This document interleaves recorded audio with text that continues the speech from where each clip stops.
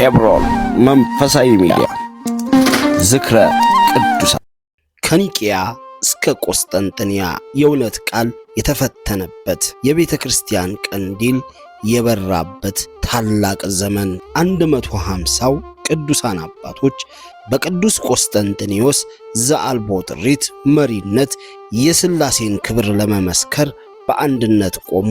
ዛሬ የካቲት 1 ቀን የመንፈስ ቅዱስ አምላክነት የታወጀበት ታሪካዊ ጉባኤ እንዘክራለን። ታሪካችን የሚጀምረው በአራተኛው መቶ ክፍለ ዘመን ማብቂያ ላይ ነው። በወቅቱ የኒቅያ ጉባኤ የአርዮስን ክህደት ቢመታውም አዲስ የክህደት ንፋስ ግን ቤተክርስቲያናችንን እየመታ ነበር።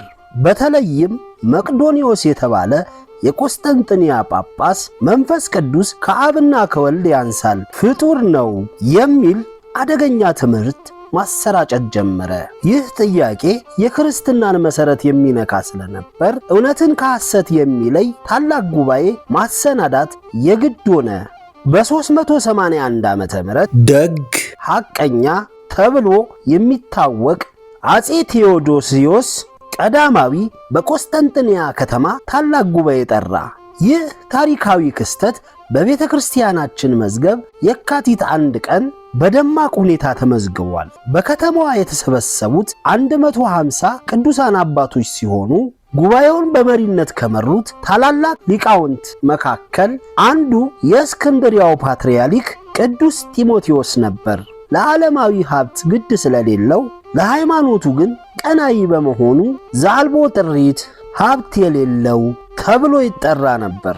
ከእርሱ ጋር እንደ ቅዱስ ሜልጢኒዮስ፣ ቅዱስ ጎርጎርዮስ ዘእንዝናዙ ያሉ የሃይማኖት አናብስት በጉባኤው ላይ ተገኝተዋል። በጉባኤው አዳራሽ ውስጥ ብርቱ ክርክሮች ተካሄዱ። ቅዱስ ጢሞቴዎስ እና ሌሎች አባቶች በመጽሐፍ ቅዱስ ማስረጃ ላይ በመመርኮዝ የመንፈስ ቅዱስ አምላክነትን አጥብቀው ተሟገቱ።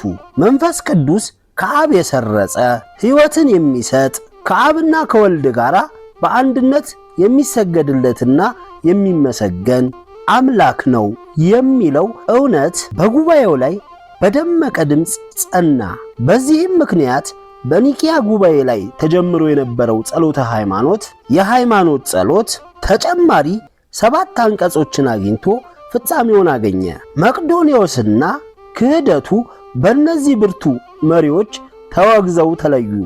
ዛሬ ድረስ በየአብያተ ክርስቲያናቱ በመንፈስ ቅዱስ እናምናለን፣ እርሱ ጌታ ሕይወትን የሚሰጥ ከአብ የሰረጸ ብለን ስንጸልይ የካቲት 1 ቀን በስንክሳር የተመዘገበውን የ150ውን ቅዱሳን አባቶችና የቅዱስ ጢሞቴዎስን ዘአልቦጥሪት ድል ነው እየተጠቀምን ያለነው። ይህ ጉባኤ ሥላሴን በአንድነትና በሦስትነት የምናመሰግንበትን የቀናች ሃይማኖታችንን መዝገብ አጽንቶ አልፏል። የአባቶቻችን በረከት የእናታችን የቅድስት ድንግል ማርያም አማላጅነት አይለየን።